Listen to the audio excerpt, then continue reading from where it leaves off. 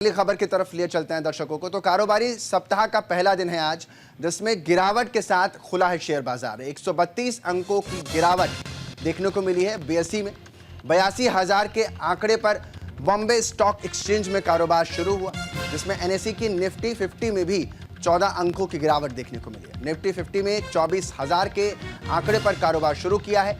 शुक्रवार को तेजी के साथ बाजार बंद हुआ था, या यूं कह लें बीएसई बंद हुआ था, और 843 अंकों की बढ़त के साथ बीएसई बंद किया गया था। निफ्टी 50 में भी 219 अंकों की बढ़त देखने को मिली थी। तो साफ तौर पर बाजार का रुख आज पहले सप्ताह का पहला दिन और पहले ही दिन शुरुआत जो हुई है वो अच्छी उस कदर नहीं हुई है जिसका अनुमान लगाया जा रहा था। शुभम हमारे साथ लगातार इस पर ज़्यादा जानकारी के साथ जुड़े हुए हैं। शुभम, बाजार का हाल जो है वो दिन ब दिन बदलता हुआ नज़र आ रहा है और नए साल की शुरुआत होनी है, और उससे पहले जो ये उतार और चढ़ाव का दौर है, अगर ऐसा ही रहता है तो आगे आने वाला समय कैसा रहने वाला है फिर इसका, अगर इसी को ध्यान में रखकर आगे देखा जाए तो? बल्कि देखिए बहुत चिंता का विषय है, क्योंकि सोमवार है, पहला सप्ताह का पहला दिन है। जिस तरह से बाजार सेंसर बाजार खुले हैं, ये कहीं ना कहीं चिंता का विषय है। देखिए 82,000 के आसपास शेयर बाजार खुलते दिखाई दे रहा है और निफ्टी 50 भी 25,000 के अंदर खुलते दिखाई दे रहा है। तमाम जो बड़ी कंपनियों के शेयर्स अगर आज हम बात करें, देखिए आईसीआई बैंक और टाटा मोटर्स हो, बजाज फाइनेंस हो, मारुति, अडानी पोर्ट, सन फार्मा, भारतीय एयरटेल, इन टाइटन जैसी बड़ी कंपनियां देखिए यार रेड जोन में इनके जो शेयर्स है वो दिखाई दे रहे हैं। ग्रीन जोन में बात करें तो शायद इक्का दुक्का कंपनी, जैसे एशियन पेंट की बात करें हम, इंडस्ट्रियल बैंक की बात करें, एलएनटी की बात करें, इन कंपनियों के शेयर आज देखिए ग्रीन जोन में। बड़ी ठीक है बाजार जिस तरह से कारोबार करता है, लेकिन 15-20 तारीख के 18-17-18 तारीख के बाद ये बाजार जब खुलेगा, मतलब 2 से 3 दिन बाद हम जब उम्मीद लगाएंगे कि शायद बाजार अच्छे अंकों के साथ खुल सकता है, जो प्रेडिक्शन तमाम शेयर एक्सपर्टों ने की तरफ से किया जा रहा है, तो शायद जाहिर सी बात है तब बाजार में थोड़ी सी उछाल हमें देखने को मिल सकती है। स्टेबिलिटी इस बार नहीं देखने को मिल रही है। देखा जा रहा है कि बाजार में या तो अचानक से वृद्धि आती है या फिर अचानक से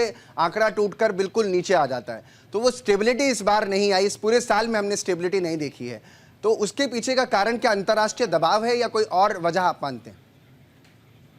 बिल्कुल, देखिए अंतर्राष्ट्रीय दबाव है। जिस तरह से अलग अलग देशों में हम जो तमाम घटनाएं देख रहे हैं, उसका भी असर भारतीय बाजारों पर पड़ता है। इसके अलावा जैसे अडानी पोर्ट्स की हम बात करें तो अडानी कंपनी के बारे में जब भी कोई खबर आती है तो उसके शेयर धड़ाम से नीचे गिर जाते हैं। तो यही वजह है कि शायद स्टेबिलिटी पिछले, अगर हम दिसंबर महीने की बात करें तो पिछले 10 दिनों से मिले, उसके पहले दीपावली के आसपास जो स्टेबिलिटी थी ठीक ठाक चली थी। उसके बाद जिस तरह से स्टेबिलिटी कभी अप कभी डाउन, इसी तरह से शेयर बाजार चलते रहे दिखाई दे रहा है। लेकिन जो तमाम शेयर एक्सपर्ट का है कि मंथ एंड तक शायद शेयर बाजार और अच्छे से अंकों के साथ खुले और स्टेबिलिटी उसमें देखने को मिली। फिर नए साल में थोड़ी सी राहत देखने को मिलती है, क्योंकि फरवरी में ही जो है हम सकते हैं कि बजट भी आने वाला है, तो इस वजह से शेयर बाजार इसी तरह से ठीक ठाक जो है चलते हुए दिखाई देगा।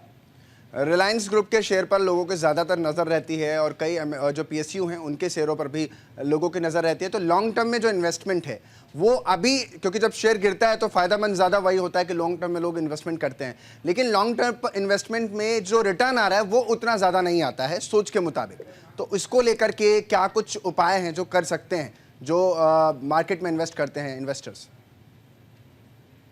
देखिए अगर मार्केट में इन्वेस्ट करते हैं तो आप ऐसे शेयर खरीदिए जिनके दाम बहुत इस वक्त स्लो चल रहे हैं, बहुत गिरे हुए हैं। अगर आप ऐसे शेयर खरीदते हो, जाहिर सी बात है बड़ी कंपनियों के दाम जो है अमूमन बढ़ते हुए दिखाई दे रहे हैं। जैसे रिलायंस और अडानी के जो शेयर्स है वो अमूमन हर तीसरा आदमी इस वक्त खरीद के रखा है मार्केट में। तो वो निराश ना हो, क्योंकि जिस तरह से शेयर गिरते हैं, कभी अप्स एंड डाउन, 2 से 3 दिन अगर शेयर गिरते हैं तो 2 से 3 दिन शेयर जो है उसमें अप्स भी होते हैं, उसमें पैसों की बढ़त भी होती है। तो जैसी बात है, अगर आपके प्राइस अगर गिरते हैं तो आप घबराइए मत, उसे बेचिए मत, उसे आप संभाल कर रखिए। जाहिर सी बात है कुछ दिनों में आने वाला इसके पैसे डबल हो सकते हैं या आपके शेयर में बढ़ोतरी देखने को मिल सकते हैं, तब आपको अच्छा उसमें मुनाफा मिल सकता है।